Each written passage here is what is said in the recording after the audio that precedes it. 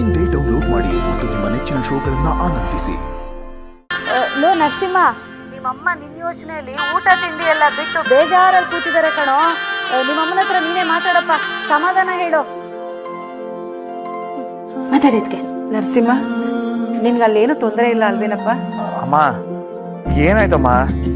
ನೀನ್ ಯಾಕೆ ನನ್ನ ಬಗ್ಗೆ ಯೋಚನೆ ಮಾಡ್ತಾ ಊಟ ಬಿಟ್ಟಿದ್ಯಾ? ನಿನ್ಗೆಲ್ಲ ಕೊರತಾ ಕೂರ್ಬೇಡ. ನನ್ಗಿಲ್ಲಿ ಏನು ತೊಂದರೆ ಇಲ್ಲಮ್ಮ. ನಾ ಸುಟ್ಟು ಬುಟ್ಟು ಹಾಕೊಂಡು ನಿಮ್ಮಂತ ಓಡಾಡ್ಕೊಂಡಿದ್ದೀನಿ. ಇನ್ನೂ ಆರಂಭ ಅಷ್ಟೇ ಅಮ್ಮ.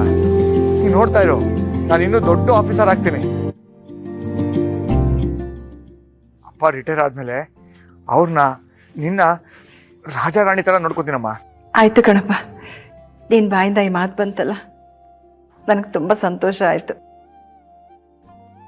ಲೋ ನರಸಿಂಹ, ಬರೀ ಅಪ್ಪ ಅಮ್ಮ ಅಂದ್ಯಲ್ಲೋ, ನಾನು ಜನಗಣತಿ ಲೀಸ್ಟು ಯಾವ್ದ್ರಲ್ಲಿ ಇಲ್ವಾ? ನೀನೇನು ಬಿಡಕ್ಕಾಗತ್ತೆ, ನಿನ್ನೂ ಅವ್ರ ಜೊತೆ ಚೆನ್ನಾಗಿ ನೋಡ್ಕೋತೀನಿ. ಈಗ ಮೆಚ್ಚಿದೆ ಕಣೋ ನಿನ್ನ ನರಸಿಂಹ. ಹಾ, ಸೂಟು ಬೂಟು ಹಾಕೊಂಡಿದ್ದೀನಿ ಅಂದೆಲ್ಲ, ಅದ್ರದ್ದೊಂದು ಫೋಟೋ ಕಳ್ಸ ನೋಡೋಣ, ಹೆಂಗ್ ಕಾಣಿಸ್ತೀಯ ಅಂತ. ಹಾ ಅತ್ತೆ, ನಾನು ಒಂದು ಮೀಟಿಂಗಲ್ಲಿ ಇದ್ದೀನಿ. ಇನ್ನೊಂದು 5-10 ನಿಮಿಷ ಆಮೇಲೆ ಕಳಿಸ್ತೀನಿ. ಬೇಗ ಕಳ್ಸೋ. ಹಾ, ಫೋಟೋ ಗಿಟೋ ಎಲ್ಲ ಯಾಕೆ ಕೇಳಕ್ ಹೋದೆ? ಸುಮ್ಮನೆ ಇರೋಣ ನೀನು. ಅವನು ದೊಡ್ಡ ಕಂಪ್ನಿಯಲ್ಲಿ ಕೆಲಸ ಮಾಡ್ತಿದ್ದಾನಂತೆ.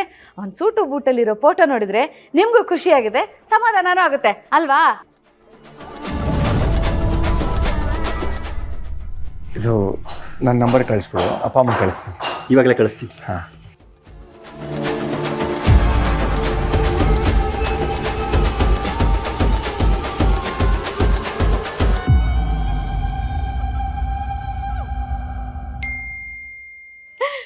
ಅಬ್ಬಾ, ಏನ್ ಚೆನ್ನಾಗಿ ಕಾಣಿಸ್ತಿದ್ದಾನೆ ನೋಡಿ. ಅದಕ್ಕೆ ನಿಮ್ಮ ಮಗನ ರೀ, ಇಷ್ಟು ಚೆನ್ನಾಗಿ ಕಾಣಿಸ್ತಿದ್ದಾನಲ್ವಾ? ಇವನನ್ನ ಈ ಡ್ರೆಸ್ನಲ್ಲಿ ಎದುರುಗಡೆ ನೋಡಬೇಕು ಅಂತ ಆಸೆ ಆಗ್ತಿದೆ ರೀ. ಬೆಂಗಳೂರಿಗೆ ಹೋಗೋಣವಾ? ಸರಿ, ಹೋಗೋಣ.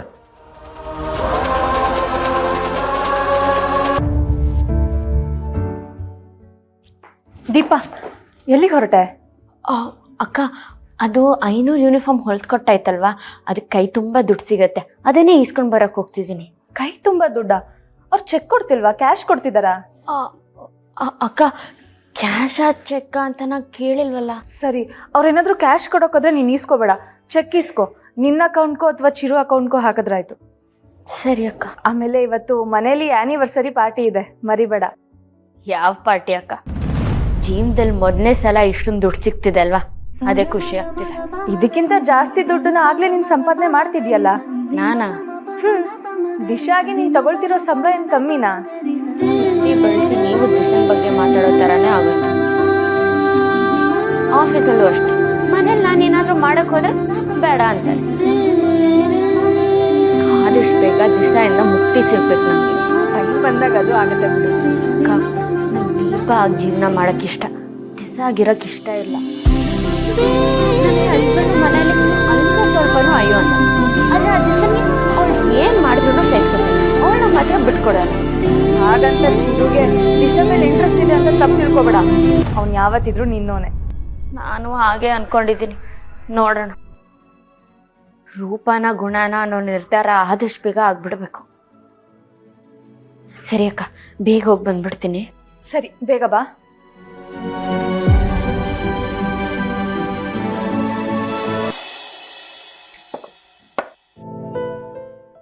ಯಾವಾಗ ಯಾವ ಪಾನ್ನ ಮೂವ್ ಮಾಡಬೇಕು, ಯಾವುದನ್ನು ಹೊಡೆದು ಬೀಳಿಸ್ಬೇಕು ಅಂತ ಚೆನ್ನಾಗಿ ಗೊತ್ತಿದ್ರೆ ಮಾತ್ರ ಈ ಗೇಮ್ನ ವಿನ್ ಮಾಡೋಕ್ಕಾಗದು.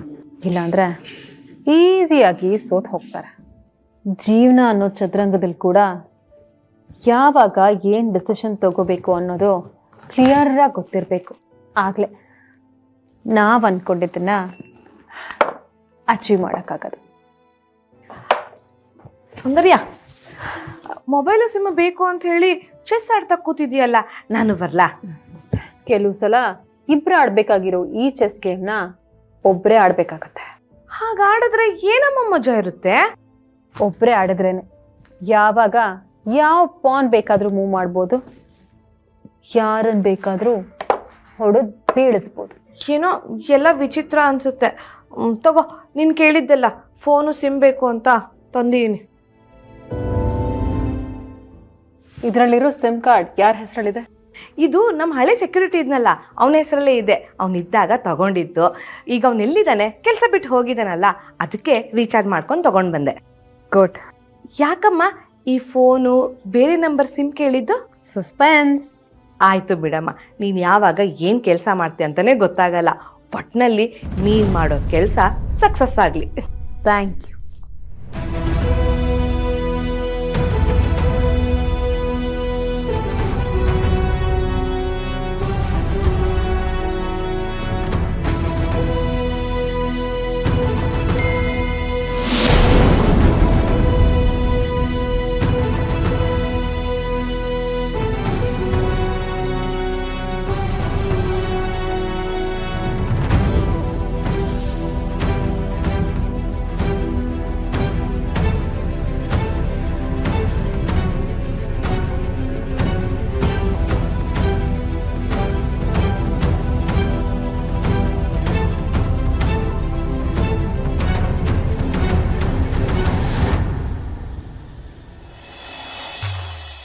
ಕೇಕ್ ಒಂದು ಕಳ್ಸ್ಕೊಡೋದಕ್ಕೆ ಇನ್ನೂ ಎಷ್ಟೊತ್ತಾಗತ್ತೆ?